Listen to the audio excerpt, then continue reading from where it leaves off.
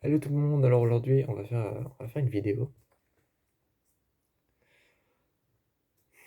On va faire une vidéo aujourd'hui, alors on va pas parler des films que j'aime bien.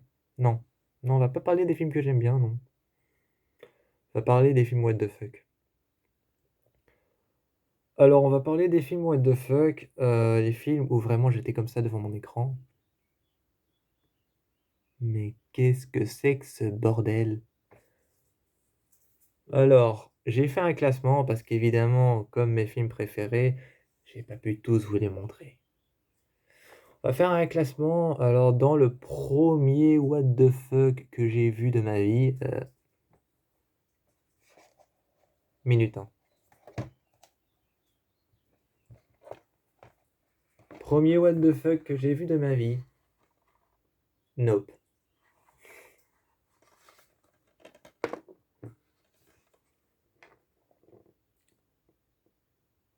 Alors, Nope, on est sur l'histoire d'une famille afro-américaine qui travaille pour le cinéma, notamment pour les animaux qui jouent dans les films et dans les séries et dans les œuvres cinématographiques, dans les séries télé.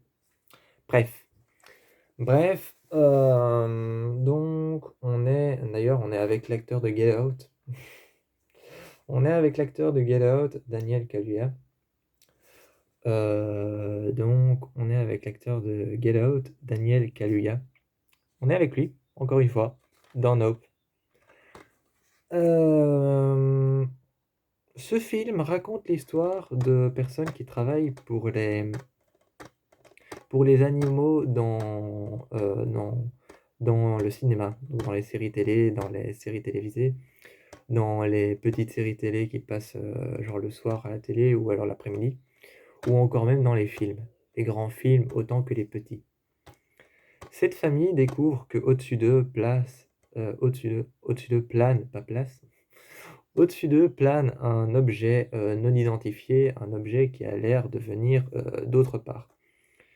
Donc cet objet ne fait pas du surplace, il plane, il vole au-dessus d'eux, et cet objet vole au-dessus d'eux et ils vont se rendre compte au fil du film, ils vont se rendre compte que cet objet qui vole au-dessus d'eux est un objet non identifié qui pourrait très bien avoir des, qui pourrait très bien avoir des, comment dire, une minute, hein, parce que voilà, c'était tellement what the fuck. Donc cet objet qui vole au-dessus d'eux, en fait, c'est pas un objet, mais je vais vous raconter. C'est simple. L'objet qui vole au-dessus d'eux est en métal. Le métal, c'est pas vivant. Il est en métal, il vole au-dessus d'eux, c'est quelque chose qui est fait à partir de roches, de à partir de métaux, à partir de choses qui ne sont pas vivantes, à partir d'objets qui ne sont pas vivants, en fait, qui n'ont pas de conscience, qui n'ont pas de voilà, rien. C'est des objets qui n'ont jamais vécu, qui n'ont jamais connu ce que c'est la vie, donc c'est des objets qui ne vivent pas. Cette chose au-dessus d'eux vole, donc elle est censée avoir quand même un mécanisme d'être vivant. Elle vole, elle est censée avoir un mécanisme d'être vivant. À ce moment-là, quand tu voles, tu sais que tu voles, donc tu as un mécanisme d'être vivant. Tu sais que tu as les poumons, tu sais que tu respires, tu sais que tes ailes battent, et tu sais que... Je parle clairement sous la métaphore d'un oiseau. Je parle clairement sous la métaphore d'un oiseau parce qu'un oiseau, il sait que ses ailes battent, il sait que quand il fait du... Il sait que quand il plane et quand il fait une pique vers le bas, il sait que ses ailes ne battent plus et qu'il les garde droites. Là, cette chose, elle n'est pas vivante. Elle n'a clairement jamais connu ce que c'est d'être vivant. Mais pourtant, elle a un estomac. Elle digère et mange les personnes. Elle crache du sang, donc elle a du sang, donc elle doit avoir un cœur. Il y a un cœur à l'intérieur et elle est en métal.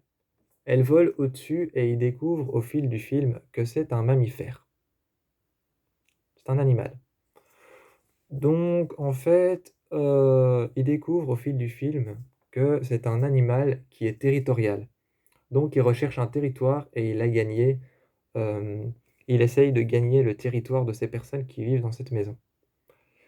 Et cette chose, n'essayez pas d'imaginer un truc qui ressemble à quoi que ce soit, c'est juste une soucoupe. C'est juste une soucoupe en métal, c'est tout. Ça vole au-dessus et c'est territorial.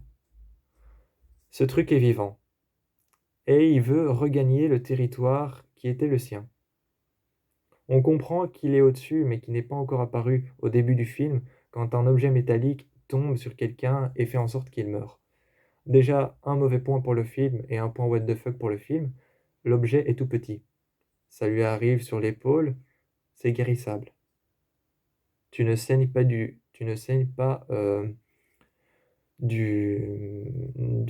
cou, de l'épaule, jusqu'à en mourir. On t'enlève le truc, on recoud, c'est guérissable. Un mauvais point pour le film. Un point what the fuck aussi, parce que quelque chose qui tombe du ciel, qui est métallique, t'as de quoi te demander qu'il y a un avion qui est en train de tomber. Aussi, enfin, certains d'entre vous vont penser que c'est vrai, il y a la loi de la gravité. Et la loi de la gravité fait que quand un objet tombe, il multiplie par de la hauteur qui tombe. Imaginons qu'un objet en métal tombe de 100 mètres. Bah, son poids va faire fois 100 et lorsqu'il atterrira sur Terre, son poids sera fois 100. C'est une théorie qui a été mise en place par rapport à la loi de la gravité. Si un objet gros de 50 kg tombe de 1000 mètres, durant sa chute, ça va faire fois 1000 et ça fera 50 fois 1000, 5000 tonnes. Voilà. C'est quelque chose qui a été mis en place, mais là, c'est un petit truc qui fait même pas la taille d'un petit morceau en verre ou alors d'une balle de fusil. C'est tout petit, c'est comme ça. C'est comme ça, c'est tout petit. Et donc, c'est tout petit, ça tombe du ciel, ça lui arrive dans l'épaule, le gars saigne du cou. Déjà, là, on comprend pas. On comprend pas, il saigne du cou. Donc voilà. Et on comprend pas trop à la fin du film, on comprend pas trop cette chose est quelque chose en métal qui gagne son territoire, en tout cas qui essaye de le regagner, et qui fait apparaître des événements surnaturels, comme par exemple le courant qui se coupe, ou alors des voix qui apparaissent sur les vinyles, car le film travaille beaucoup avec le vintage. Le film travaille beaucoup avec le vintage et le rétro, donc on est beaucoup sur les vinyles et les anciennes cassettes et les cassettes audio. Donc ça fait apparaître des voix, ça fait éteindre les lumières, il y a des événements qui se passent à l'intérieur de la maison, ça fait apparaître des événements surnaturels, et tu es en droit de te dire que c'est peut-être d'un autre monde qui est au-dessus de nous, c'est peut-être quelque chose qui vient, qui provient, c'est peut-être un alien.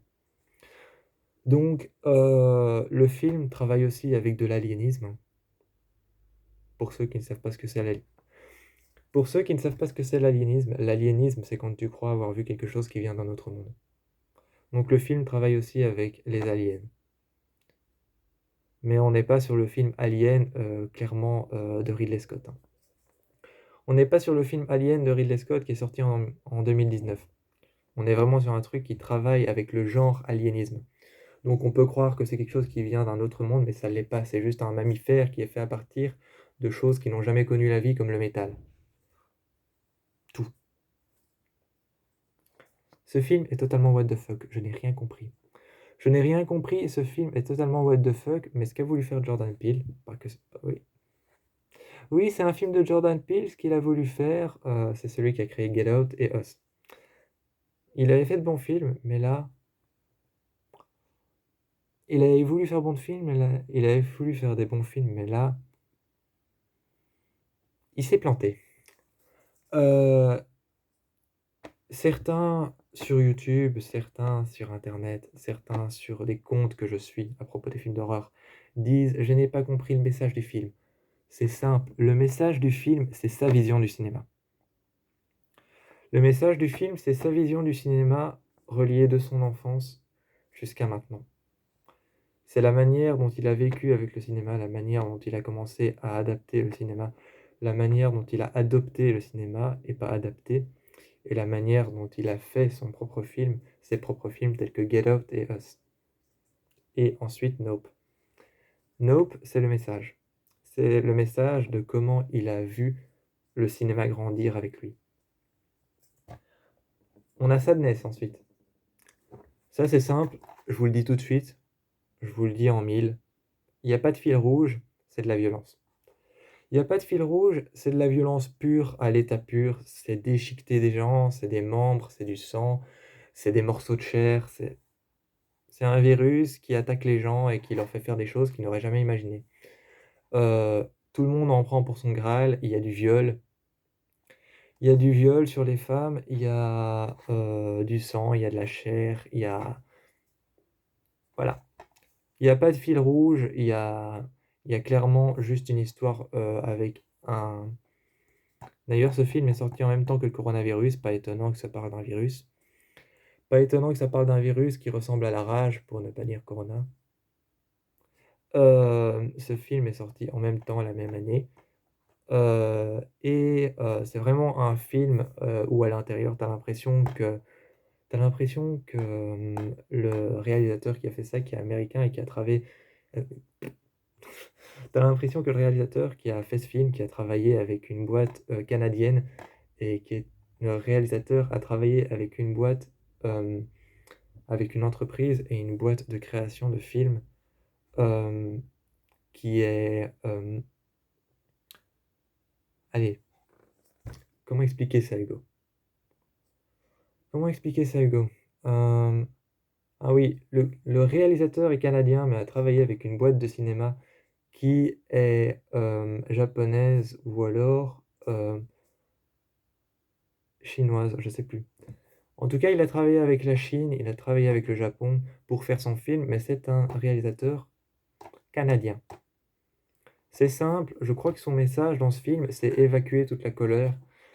Ce message dans ce film, c'est juste évacuer toute la colère, le ras-le-bol de ces vagues de virus qui n'arrêtent pas de revenir en force. C'est juste ça, c'est évacuer la colère, on en a ras-le-bol de ces vagues de coronavirus qui reviennent encore, encore et encore. On en a plein le derche. Donc on en a plein le derche et ce film, c'est vraiment évacuer la colère, il n'y a pas de fil rouge, il n'y a pas d'histoire, c'est juste un couple qui veut se retrouver, mais au travers de ça, il y a des gens qui arrachent des bras, arrachent des membres, déchiquetent de la chair et sont en train de répandre le sang dans les rues comme si c'était de l'eau qui coulait dans les rigoles. Donc on est clairement sur du ras-le-bol. On est clairement sur du ras-le-bol, mais c'est un film très détente, mais affreusement horrible. Ensuite, on a la Abuela, traduit très... traduit clairement par la grand-mère. Sorry. Sorry, c'est traduit par la grand-mère, donc la Abuela, c'est un film qui parle d'une mannequin à Paris qui rejoint sa grand-mère, et sa grand-mère va commencer à avoir un comportement bizarre.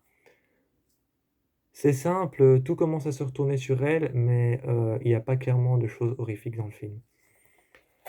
J'ai pas compris ce que voulait faire passer le message du film, j'ai pas compris ce qu'il voulait faire passer non plus comme genre. Il n'y a pas de genre, il est pas terrifiant, il est pas oppressant, il est pas...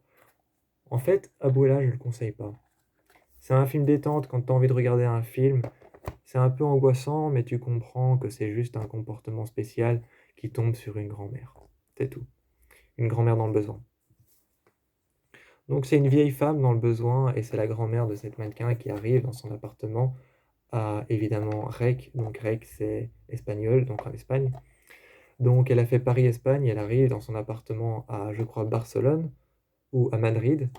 À Barcelone ou à Madrid, elle arrive dans son appartement et sa grand-mère commence à avoir un comportement bizarre. Elle se met dans les coins sombres, elle reste à la porte, elle joue avec les miroirs, elle se regarde longtemps dans un miroir et là commencent à se produire des événements étranges. Mais le film n'a pas nécessairement de sens, la fin non plus, le début non plus. C'est un peu what the fuck. Enfin, on a le dernier, là c'est plutôt une déception, c'est pas plutôt un what the fuck. Mais c'est une fille qui a des pouvoirs pyromanes qui deviennent de plus en plus forts, elle ne les contrôle pas et elle vit en cavale avec son père. Déjà, petite question sur les créateurs d'Invisible Man et sur ceux qui ont repris Stephen King. C'est mal fait. Alors déjà, c'est mal fait pour ceux qui ont repris Stephen King. Pour ceux qui ont repris Stephen King, déjà c'est mal fait, je suis désolé. Pour The Invisible Man, pour les créateurs d'Invisible Man, l'homme invisible, je suis déçu. Je suis déçu, clairement, Invisible Man était beaucoup mieux. Et Firestarter, j'avoue que déjà, déjà j'ai une chose à dire. Une minute. Ah oui, voilà. Déjà, j'ai une chose à dire. Zac Efron, en père de famille, vous êtes sérieux? Non, parce que là, il faut qu'on en parle. Dans Firestarter, adaptation de Stephen King, très mal reprise par Invisible Man, qui était censé être l'un des meilleurs films de 2021 ou de 2020. Invisible Man, c'était l'un des meilleurs films de 2020, qui a été aussi fait par le réalisateur de Insidious 3, film de 2015. Et je parle de Leigh Whannell, qui a fait Insidious 4 et qui a fait Insidious 3. Réalisateur de bon nombre de films et de Invisible Man, qui était le film le plus attendu en 2020. Il a fait Firestarter. Zac Efron en père de famille. T'es sérieux? Donc voilà, ça c'est plus une déception qu'autre chose. Je vous dis ciao, merci d'avoir regardé la vidéo et n'hésitez pas à me dire. Donc je vous dis ciao, merci d'avoir regardé la vidéo. N'hésitez pas à me dire en commentaire quels films ont été vos déceptions ou alors peut-être les films les plus what the fuck de l'histoire du cinéma.